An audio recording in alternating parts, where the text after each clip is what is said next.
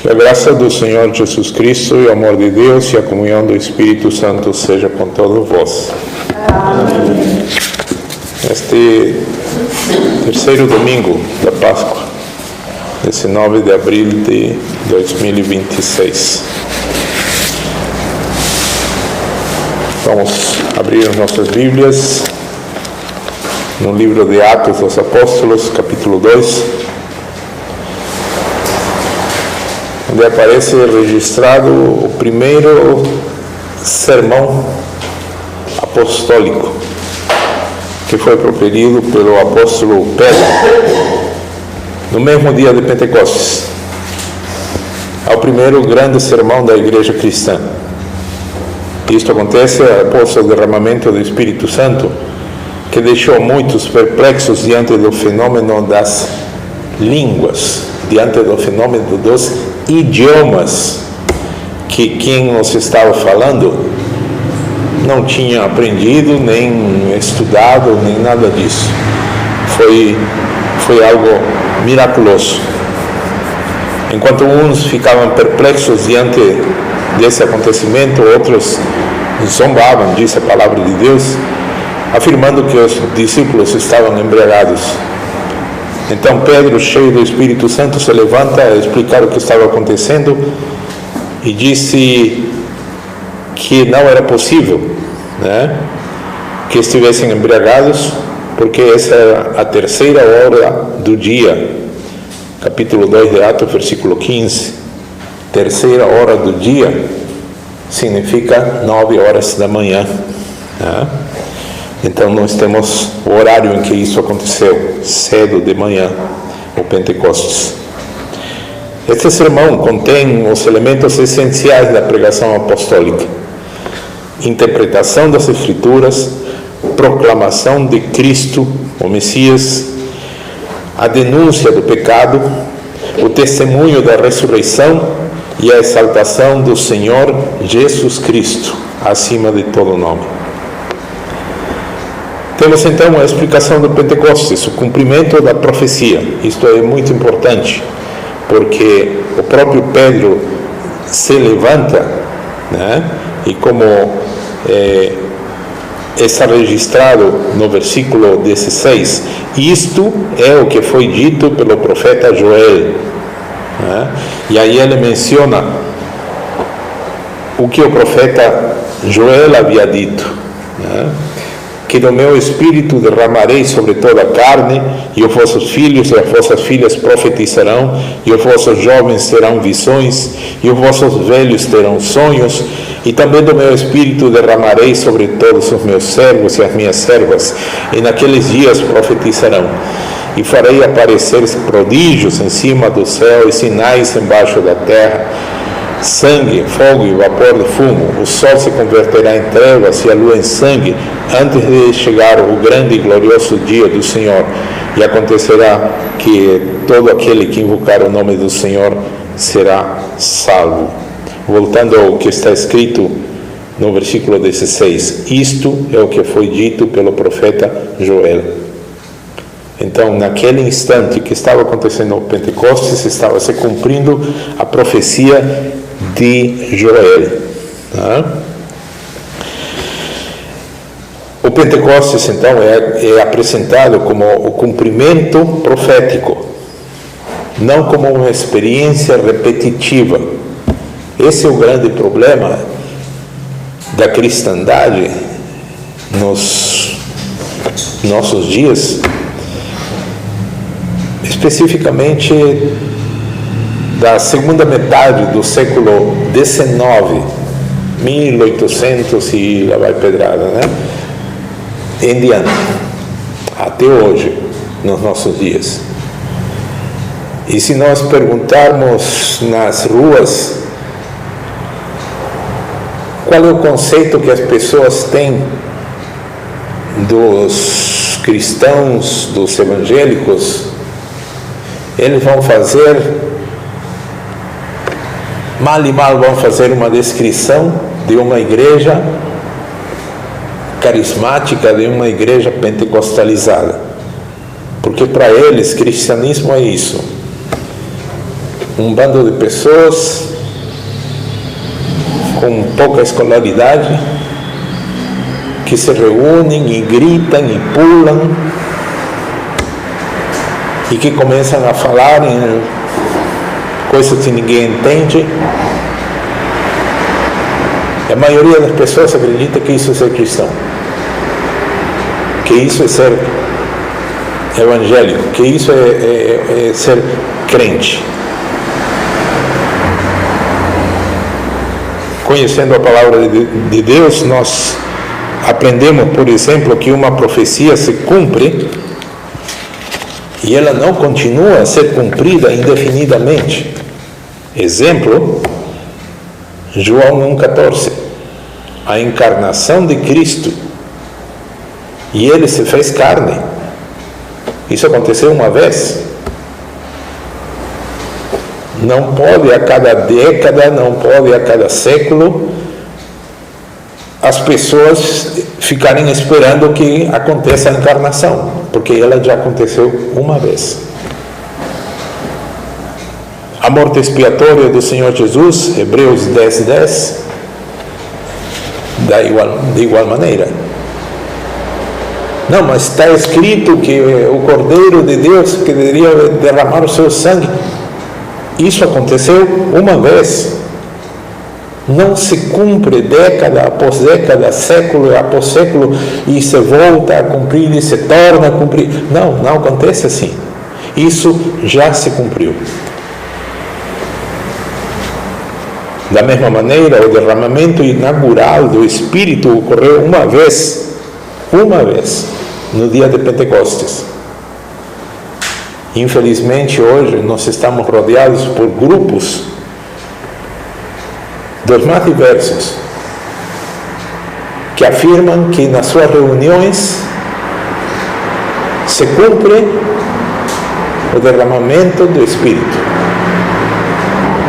E é por isso que acontecem coisas aberrantes. Tem vídeos e mais vídeos nas redes sociais mostrando como nesses grupos pessoas aparentemente bem vestidas, sãs, de repente começam a se movimentar e a experimentar coisas e perdem a noção do que estão fazendo ou dizendo. E entre esse grupo se grita e se glorifica a Deus como se isso fosse o derramar do Espírito Santo. Mas o apóstolo Pedro diz claramente: isto, referindo-se a Pentecostes, é o cumprimento do que o profeta Joel disse. Não é? Continuando então, promessas semelhantes apareceram no livro de Isaías 44:3, derramarei água sobre o sedento. Ezequiel 36:27, porei dentro de vós o meu espírito. A pregação apostólica começa sempre com a Escritura. O apóstolo Paulo, escrevendo a Timóteo, na segunda carta 3,16, diz: toda a Escritura é devidamente inspirada. A pregação cristã não sai, não deve, nunca deve sair da cabeça do pregador. A pregação cristã não deve basear-se no que o pregador acha ou deixa de achar. Isso aí é achismo, não é pregação bíblica. A pregação bíblica está baseada unicamente nas Escrituras.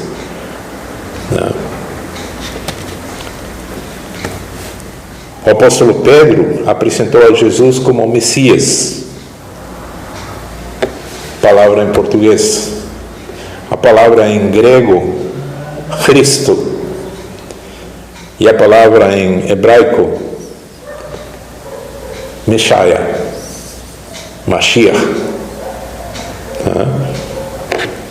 Cristo, Mashiach, português, Messias, o ungido. E Pedro o descreve, dizendo, no versículo 22 do capítulo 2, Jesus Nazareno, homem aprovado por Deus entre vós com maravilhas, prodígios e sinais. Homem aprovado por Deus. Não foi que ele mesmo se instituiu como tal. Deus o aprovou. Os milagres do Senhor Jesus eram prova da sua autoridade divina. O Senhor Jesus havia dito, isso está registrado em João 10:25, as obras que eu faço em nome do meu Pai, essas testificam de mim. E que obras eram essas? Dar visão aos cegos, dar a fala aos mudos, dar o movimento aos coxos e aleijados, dar vida aos mortos. Essas obras testificam acerca do Senhor Jesus. O próprio príncipe dos judeus, membro do governo, membro do sinédrio, chamado Nicodemos, que foi de noite, certamente para não ser reconhecido, ele afirma, quando se encontra com o Senhor Jesus, ele afirma e diz: Mestre, ninguém pode fazer estes sinais que tu fazes, se Deus não for com ele. E o Nicodemos diz: nós sabemos. Quando ele diz nós, está se referindo àquele grupo, ao sinédrio, aos 70 que governavam Israel. Eles sabiam quem era Jesus. Pedro mostra então que a própria vida do Senhor Jesus Cristo, as suas obras, eram evidência da sua identidade messiânica, que ele era o Messias. Pedro também afirma que a soberania de Deus e a culpa humana na crucificação, nós vemos isso em Atos 2:23, a este que foi entregue pelo determinado conselho e presciência de Deus, prendestes, crucificastes e matastes. Quem fez isso? Vós. Se bem é certo que eles, insuflados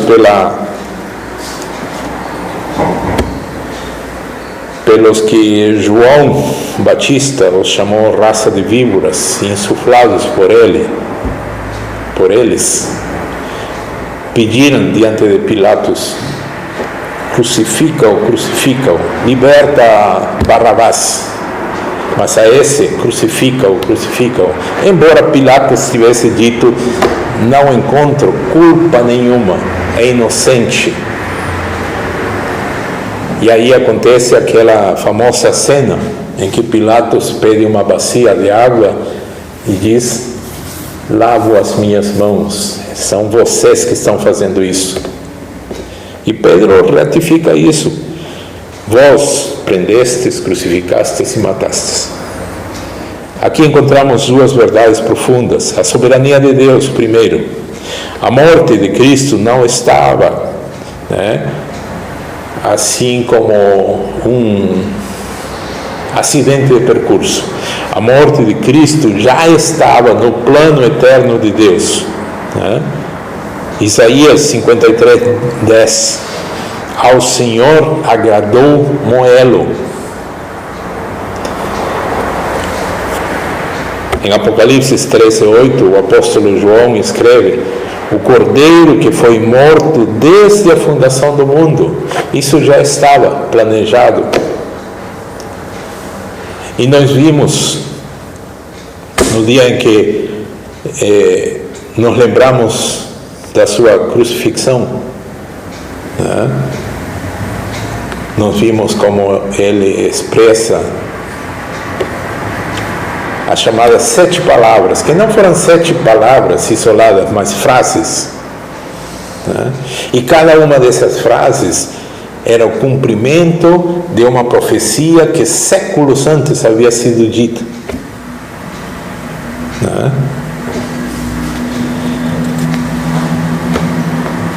O sacrifício do Senhor Jesus Cristo já estava no plano divino. Todavia, quando o apóstolo Pedro diz: vós prendestes, crucificastes e matastes, ele está apontando para a responsabilidade humana. Embora a crucifixão fosse o plano de Deus, os homens são os culpados. Vós negaste o santo e o justo. Atos 3,14. Assim, o pecado humano levou Cristo à cruz.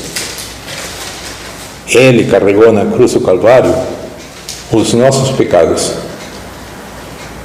E se hoje alguns de nós, seres humanos, temos paz em nossas almas, temos paz nos nossos corações, nas nossas mentes, é porque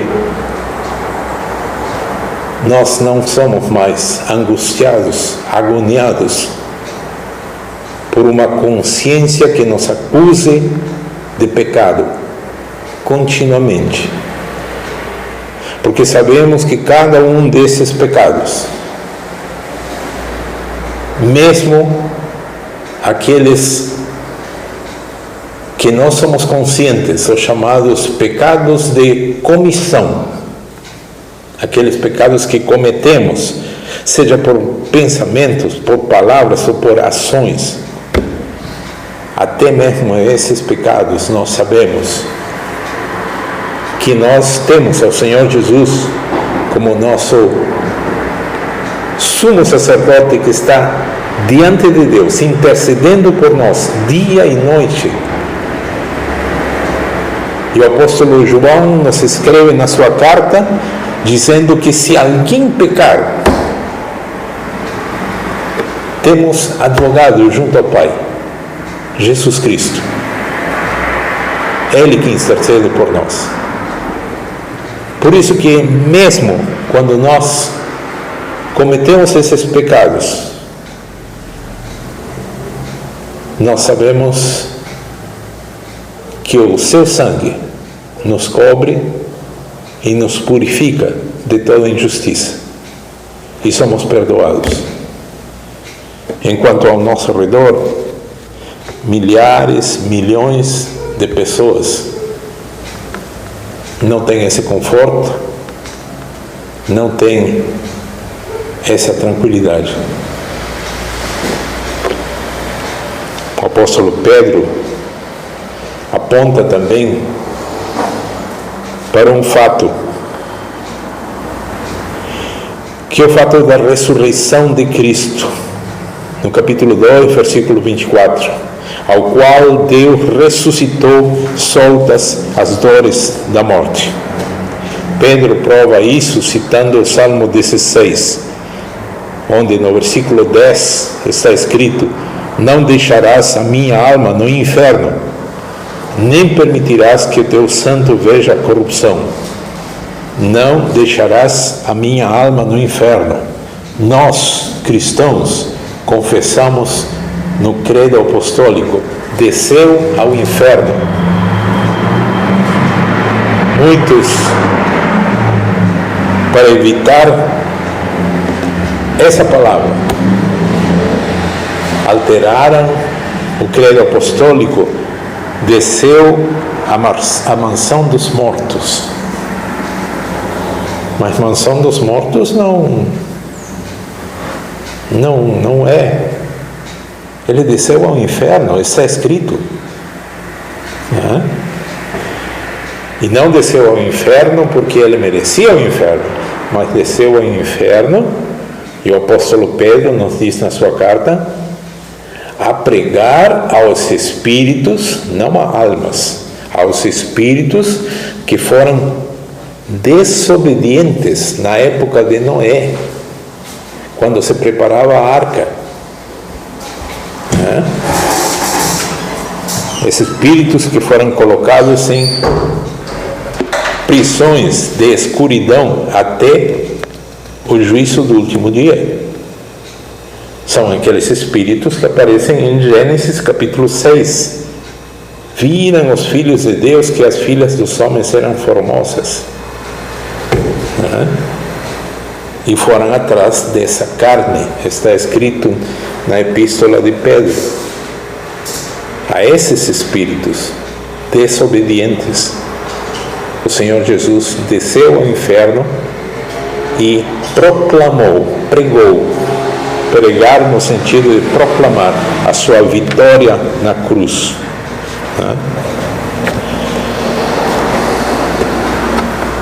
Quando no Salmo 16:10 diz: não deixarás a minha alma no inferno, nem permitirás que o teu santo veja a corrupção. Quem está escrevendo é o salmista Davi.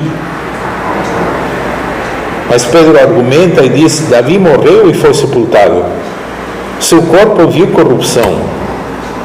Portanto, o salmista Davi, o rei Davi, não estava falando dele mesmo. Não estava dizendo: não deixarás a minha alma no inferno, nem permitirás que teu santo veja a corrupção. Ele estava se referindo ao Messias.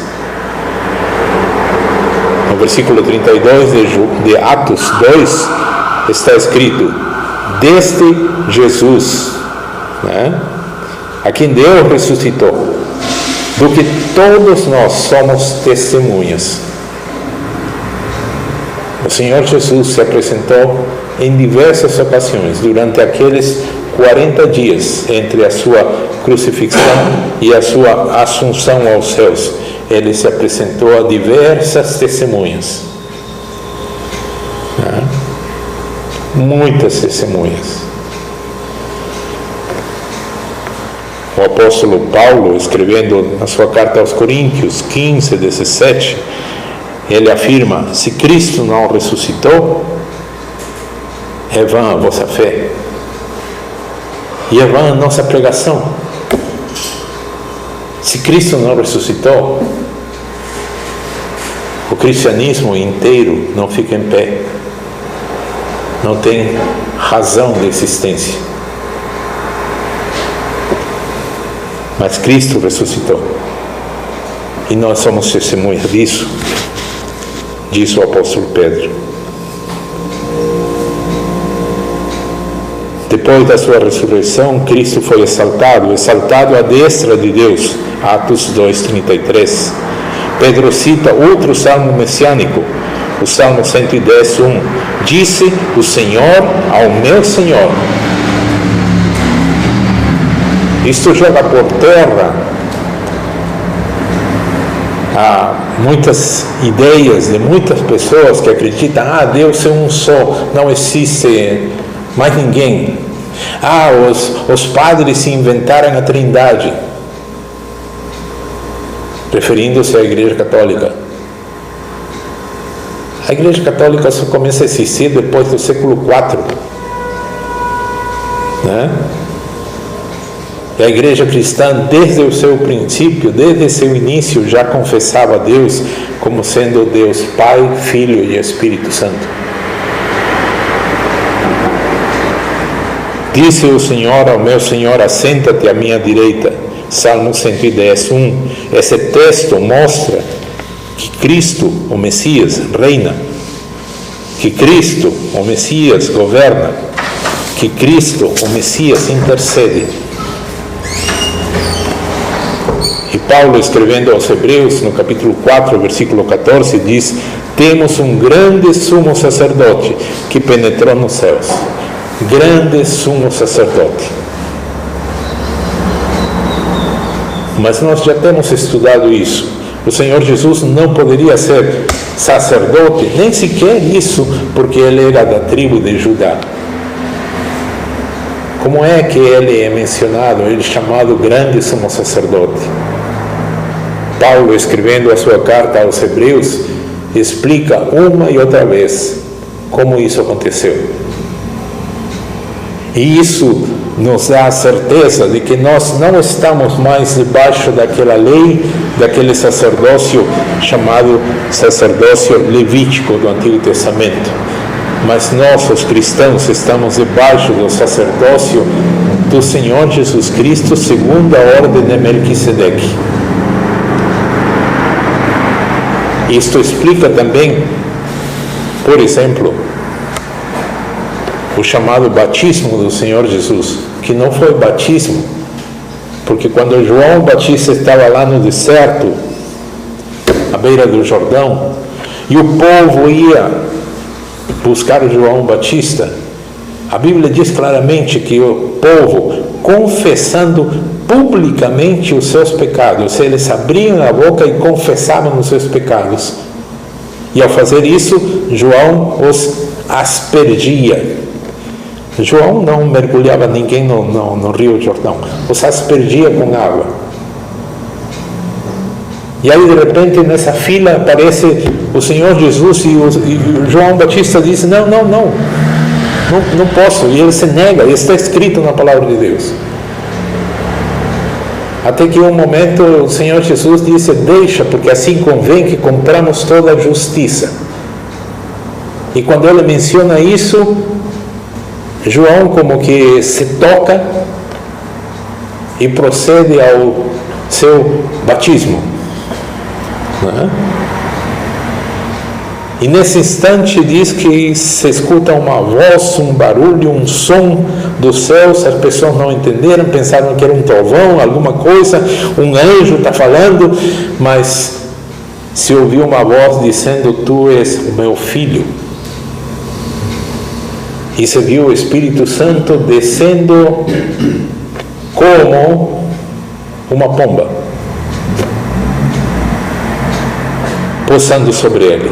E aí nós temos a Trindade, o Pai falando, o Espírito Santo descendo, pousando sobre Jesus, e Jesus sendo batizado pelo sacerdote João Batista, cumprindo a justiça, porque lá no Antigo Testamento dizia explicitamente que para ordenar alguém ao sacerdócio tinha que ser um sacerdote pegando água, pegando cinza do sacrifício ou pegando sangue do sacrifício. João não tinha acesso às cinzas nem ao sangue, porque não estava no templo, mas tinha acesso à água corrente. E ele pegou água e aspergiu sobre Jesus. E nesse instante, o Senhor Jesus inicia o seu ministério como sumo sacerdote segundo a ordem de Melquisedeque, não mais segundo a ordem dos levitas. Nós, os cristãos, estamos debaixo desse sacerdócio. A declaração de Pedro, então, é final. Jesus é Senhor, Jesus, o Messias. Pedro conclui com uma declaração poderosa: saiba, pois, com certeza, toda a casa de Israel, que a esse Jesus que vós crucificaste, Deus o é Senhor e Cristo. Atos 2:36. Aqui está o centro da fé cristã. O Senhor Jesus é Kyrios. Kyrios significa Senhor, Senhor soberano, Senhor da vida, até da morte. Cristo é o Messias prometido. Paulo declara a mesma verdade em Filipenses 2, 10 e 11. Para que ao nome de Jesus se dobre todo o joelho, nos céus e na terra, e debaixo da terra, e nas águas, e em todo lugar, e todo nome, toda língua proclame que Jesus é o Cristo, o Senhor. A conclusão do sermão de Pedro revela o modelo da verdadeira pregação bíblica. Começa com as Escrituras, apresenta Cristo como centro da mensagem, confronta o pecado humano proclama a ressurreição e exalta a Jesus Cristo como Senhor. Este é o querigma, esta é a pregação apostólica, a mensagem que transforma vidas. A mesma verdade continua válida ainda hoje. Jesus Cristo é o mesmo, ontem, hoje, eternamente. Paulo escreve aos Hebreus, no capítulo 13, versículo 8. E em Atos 10, 43, nós temos: e todo aquele que nele crê recebe perdão e vida eterna. Todo o que nele crê recebe a remissão dos pecados. Nós temos crido e confessamos que o Senhor Jesus morreu, derramou seu sangue na cruz do Calvário. Nós confessamos que Ele foi sepultado e ao terceiro dia ressuscitou. E a palavra de Deus nos diz claramente que todo aquele que confessa isto tem a vida eterna. Já passou da morte para a vida, já estamos na vida. Agora só aguardamos que Ele se manifeste. E essa manifestação é o que Paulo, escrevendo a Tito, no capítulo 2, versículo 13, diz: é a nossa bendita esperança.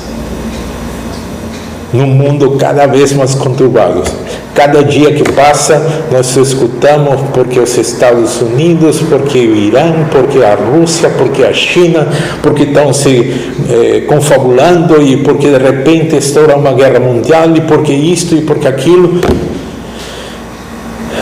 E nos cansa. Nos cansa porque nos lembramos de uma época em que não havia maiores notícias do que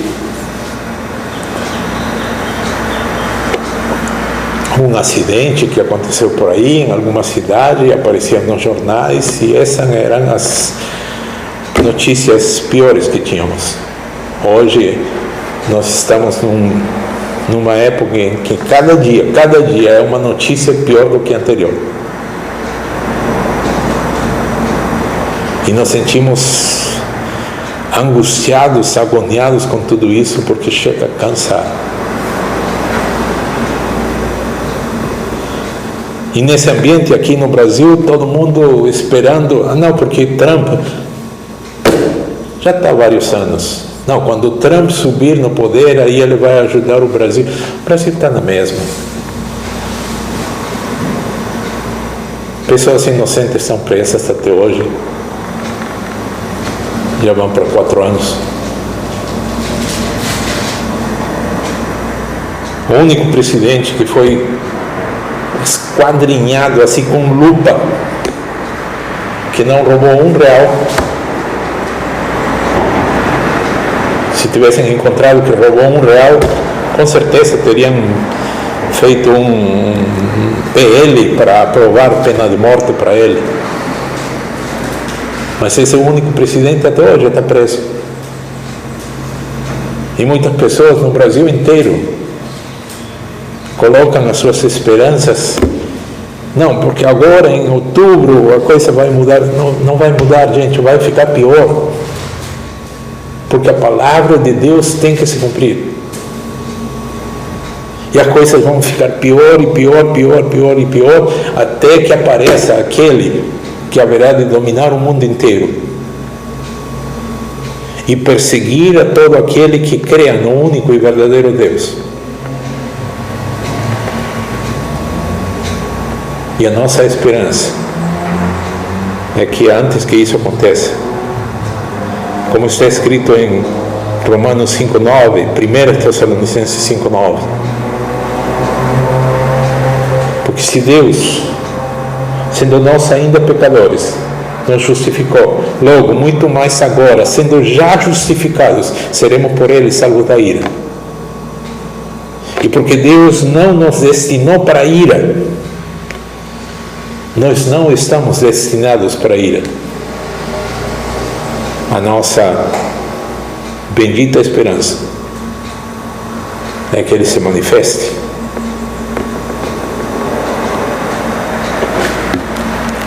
E esse livramento aconteça sobre cada um dos que cremos no Senhor Jesus Cristo. Queira o Santo Espírito usar a sua palavra para que essa certeza fique cada vez mais firme nas nossas mentes e corações. Amém.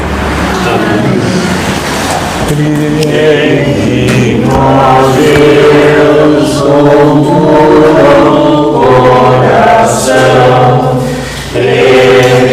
eternal em mim Espírito reto, não me lances fora da tua presença, e não retires de mim o teu Espírito Santo. Torna a dar-me alegria da tua salvação e sustém-me como voluntário Espírito.